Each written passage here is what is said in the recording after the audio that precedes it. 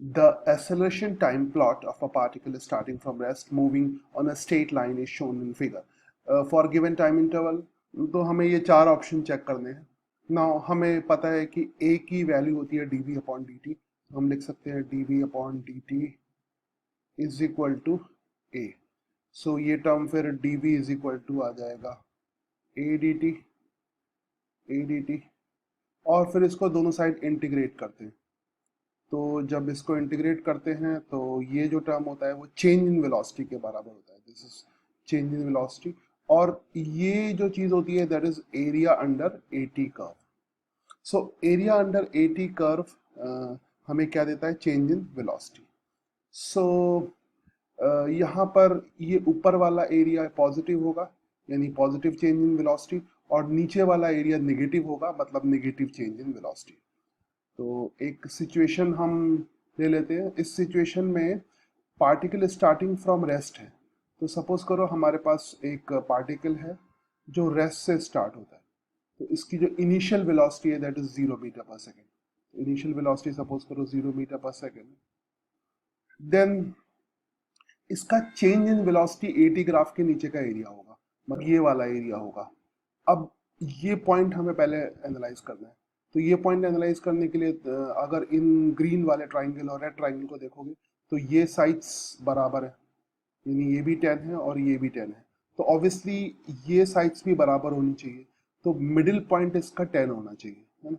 तो ऐसे हमने एनालाइज कर लिया. तो फिर ये ग्रीन वाला एरिया आ जाएगा half base into height.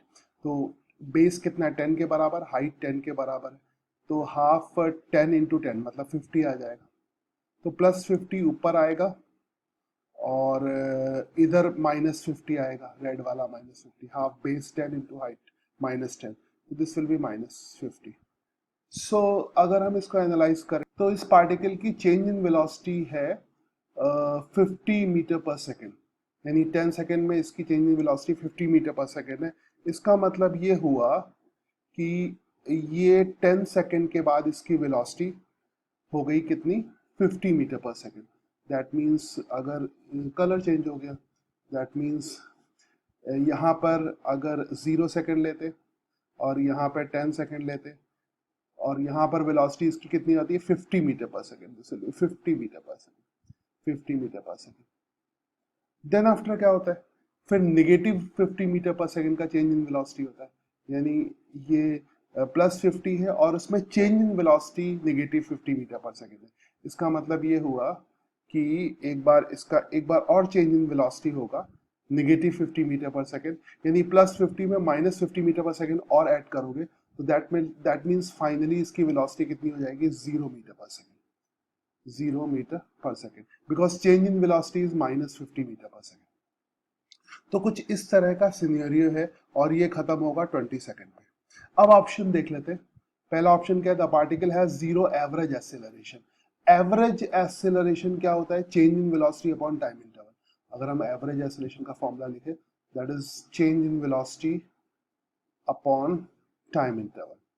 Time interval तो पूरे टाइम इंटरवल की अगर बात करें 0 से 20 सेकेंड तक तो एज एवरेज एक्सेलरेशन कितना होगा? 0 क्योंकि एवरेज जो चेंज इन वेलोसिटी है यानी पहले प्लस 550 मीटर पर सेकंड चेंज इन वेलोसिटी होगी फिर माइनस 50 होगी तो टोटल चेंज इन वेलोसिटी 0 हो जाएगा. इसका मतलब एवरेज एक्सेलरेशन कितना हो जाएगा? 0. यानी ये ऑप्शन सही है. ए ऑप्शन सही है. फिर बी की बात करें the particle has never turn around. ये भी सही है. पार्टिकल कभी पलटी नहीं मारेगा. तो पार्टिकल यहाँ पे पलटी तो कहीं नहीं मार रहा है तो ये ऑप्शन भी सही है.